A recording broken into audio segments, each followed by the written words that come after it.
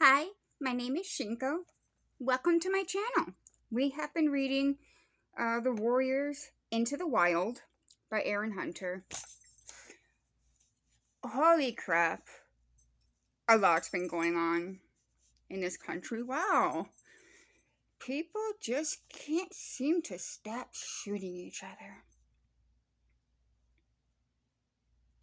And one of the shootings, Tulsa, Oklahoma, is a chronic pain patient. They had surgery. Denied pain relief for weeks. And then they kept begging the doctor for help, and then it led to that shooting in Tulsa, Oklahoma. Yeah, the media is not going to try and twist that in some addicts or blah, blah, blah, pain medicine did this. Yeah, the media is not going to try and twist it. Nah, this country doesn't have a violence problem, nah. I'm taking a break from the news for a while. I'm just cats. My life is cats. Cats. We left off. Tiger Claw has been selected as the new ThunderClan deputy, to which Ravenpaw's not that happy with. And some clues are coming out that maybe it's not good that Tiger Claw is deputy. Okay. Firepaw slipped under the branches around Yellowfang's nest and headed for the gorse tunnel in search of the wild garlic. The sun was setting now, and he could hear the queens settling their kits for the night. "Where do you think you're going?" growled a voice from the shadows. It was Darkstripe. "Yellowfang told me to go out and you don't take orders from that rogue," hissed the warrior. "Go and help with the repairs. No cat is to leave camp tonight." He lashed his tail from side to side very angrily. "Yes, Darkstripe," Firepaw mewed, dipping his head submissively. He turned and then muttered, "Dirtstripe," under his breath. Then he headed towards the camp boundary, where he could see Graypaw and Ravenpaw busily patching a large hole in the wall of the greenery. "How's Yellowfang?" asked Graypaw as Firepaw trotted up. "She's fine. She said wild garlic would be good for my rat bites. I was on my way to find some, but Darkstripe ordered me to stay in camp," Firepaw told him. "Wild garlic?" meowed Graypaw. "I wouldn't mind trying that, actually. My leg still stings." "I could sneak out and get some," Firepaw offered. He had resented Darkstripe's offhand treatment and welcomed the chance to outwit him. "No one would notice if I slipped out of this hole here. It'll only take a couple of rabbit hops." Ravenpaw frowned, but Graypaw nodded. "We'll cover for you," he whispered. Firepaw nuzzled him gratefully and jumped out through the tear in the boundary wall. Once outside the camp, he began to make his way to the wild garlic patch. The sharp tang alerted him easily to its location. The moon was rising in the violet sky as the sun sank below the horizon. A cold breeze ruffled Firepaw's fur. Suddenly, he caught a cat scent carried toward him on the wind. He sniffed cautiously. ShadowClan? No, just Tigerclaw and two other cats. He sniffed the air again. Darkstripe and Longtail. What were they doing here? Curious, Firepaw dropped into a stalking position. He prowled through the undergrowth paw by paw, keeping downwind so that he was not detected. The warriors were standing in the shadow of a clump of ferns, their heads very close together. Soon Firepaw was near enough to hear them speak. "StarClan knows my apprentice has shown little promise from the start, but I never expected him to turn traitor," growled Tigerclaw. Firepaw's eyes widened, and his fur prickled with shock. It sounded like Tigerclaw intended to do more than just hint that Ravenpaw betrayed the clan. "How long did you say Ravenpaw was missing out on the journey to Mothermouth?" asked Darkstripe. Long enough to have traveled to ShadowClan's camp and back, came the deputy's menacing answer. The fur on Firepaw's tail bristled angrily. That's impossible, he thought. He was with us the whole time. Longtail's voice sounded now high-pitched with excitement. He must have told them that ThunderClan's leader and the strongest warrior has left the camp. Why else would they attack us when they did? We are the last clan to stand against ShadowClan. We must remain strong, purred Tigerclaw, his tone now starting to turn velvety soft. He waited in silence for a response. It was Darkstripe who answered, eagerly, as if he was still Tigerclaw's apprentice, giving the correct answer to a question on hunting techniques. His words made Firepaw breathless with fear. And the clan would be better off without a traitor like Ravenpaw. I have to say, sadly, I agree with you, Darkstripe, murmured Tigerclaw, his voice heavy with emotion, even though he's my own apprentice. He trailed off, as if he was too upset to say any more. Firepaw heard enough. Forgetting all about the wild garlic, he turned and crept as silently and quickly as he could back towards camp. He decided not to tell Ravenpaw what he had heard. He would be terrified. Firepaw's mind raced, but what could he do? Tigerclaw was the clan deputy, a great warrior, and popular with all the other cats. No one was going to listen to the accusations made by an apprentice. But Ravenpaw was in terrible danger. Firepaw shook himself, trying to clear his head. There was only one thing to do. He must tell what he had heard to Blue Star, and somehow convince her that he was telling the truth. Chapter 19. Graypaw and Ravenpaw were still patching the hole when Firepaw reached them. They had left a gap just wide enough for him to squeeze back through. No luck with the garlic, Firepaw panted as he slipped in. Darkstripe's prowling around out there. Never mind, meowed Graypaw. We could get some tomorrow. I'll go and get you some poppy from Spotted Leaf, Firepaw offered. He was worried by the dull look in his friend's eyes, and the way his muscles seemed stiff with pain. No, don't worry, meowed Graypaw. I'll be fine. It's no trouble, Firepaw insisted, and before Graypaw could argue, he bounded off towards Spotted Leaf's den. She was pacing her small clearing, her eyes clouded with unhappiness. Are you okay? Firepaw asked. The spirits of StarClan are restless.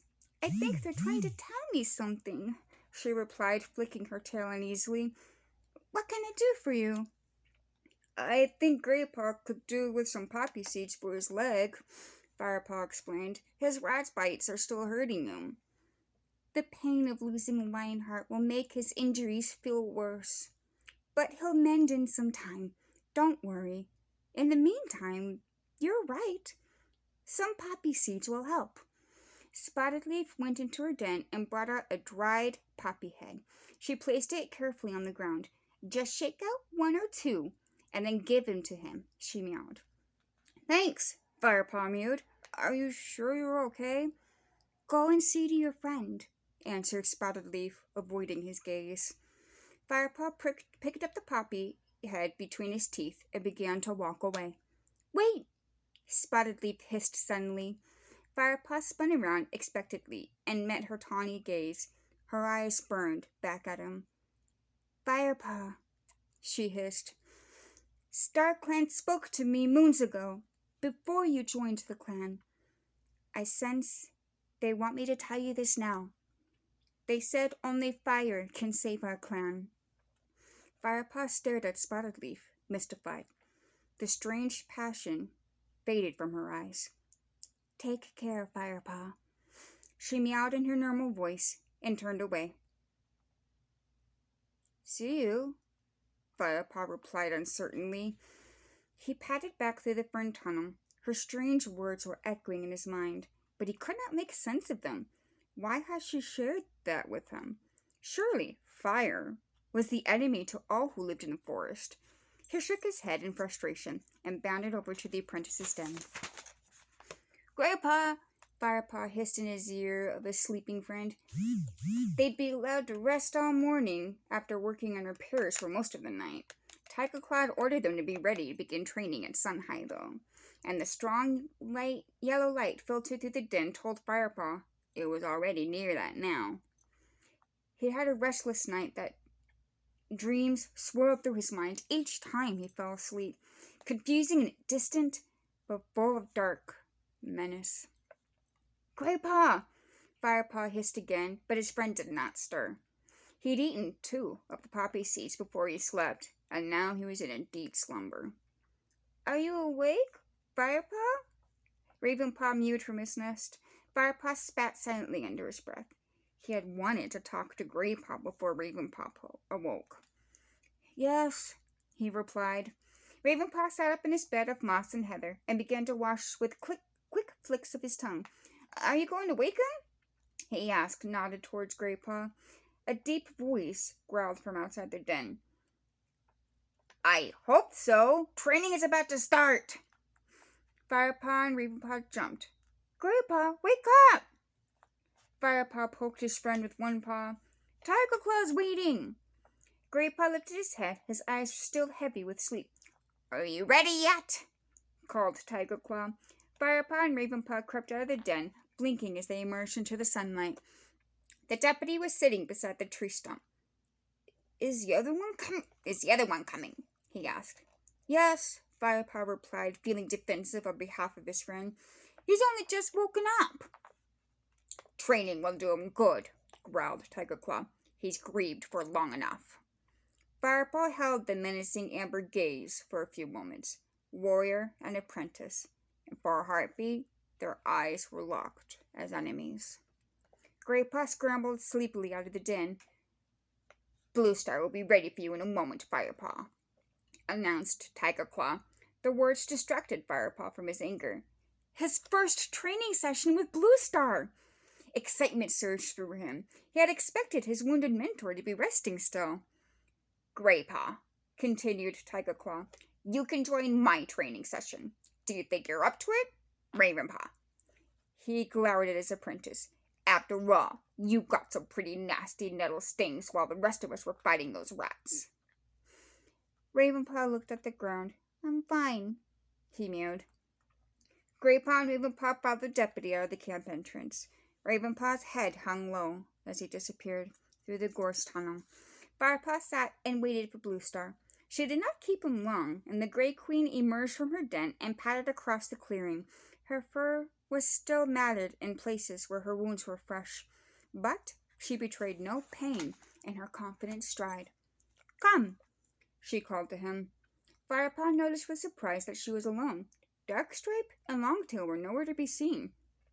A thought occurred to him, and suddenly his excitement was tinged with anxiety. Here was an opportunity to tell Bluestar what he had overheard last night.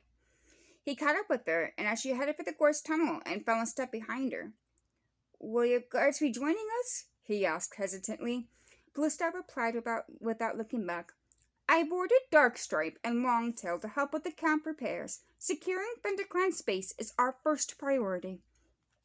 Firepaw's heartbeat quickened. He would tell her about Ravenpaw as soon as they left camp. The 2 cats followed the trail to the training hollow. The path was strewn with freshly fallen golden leaves that rustled beneath their paws. Firepaw's mind raced as he searched for the suitable words. What should he tell his leader? That Tiger Claw was plotting to get rid of his apprentice? And what would he say when Bluestar asked him why? Could he bring himself to say out loud that he suspected that Tiger Claw had killed Redtail? Even though he had no evidence beyond Ravenpaw's excited storytelling at the gathering? By the time they reached the sandy hollow, Firepaw had still not spoken. The hollow was empty. I asked Tiger Claw to hold his training session in another part of the forest today, Bluestar explained as she padded into the center of the hollow. I want to concentrate on your fighting skills, and I want you to concentrate on them too, which means no distractions. I must tell her now, thought Firepaw. She needs to know about the danger Ravenpaw is in. His paws pricked with anxiety. I won't have another chance like that. Sudden movement flashed in the corner of his eye. A swoosh of gray whirled past his nose, and Firepaw fell forward on his front as his forepaws were knocked lightly from underneath him. He staggered and regained his balance, and spun around to see Blue Star sitting calmly beside him. "Do I have your attention now?" she growled. "Yes, Blue Star, I'm sorry," he replied hastily, looking into her eyes. "That's better. Firepaw, you have been with us for many moons now. I have watched you fight. With the rats, you were quick. With the Shadow Clan warriors, you were fierce. You outwitted Grey Paw the very first day we met, and you defeated Yellowfang with your cleverness, too." She paused, then lowered her voice to an intense hiss. "But one day, you will meet an opponent who is all of these things as well. Quick, fierce, and clever. It's my duty to prepare you for that day." Firepaw nodded, completely caught up in her words, his senses fully alert, and all thoughts of Ravenpaw and Tigerclaw disappeared. The musty odors and the tiny noises of the forest rushed in on him. Okay. Gonna end it there. So, it looks like Tigerclaw has pretty much decided that he does not want Ravenpaw around. So, I don't know about you, but to me, Tigerclaw has a lot of ambition, doesn't he? And we know the detail clan leaders have 9 lives. All the other cats have 1. How powerful a position that is. You order an entire clan around, you can die 8 times and come back to life. That's a lot of power. And there's a reason that there was 4 clans and it was separated evenly between 4 clans. Actually,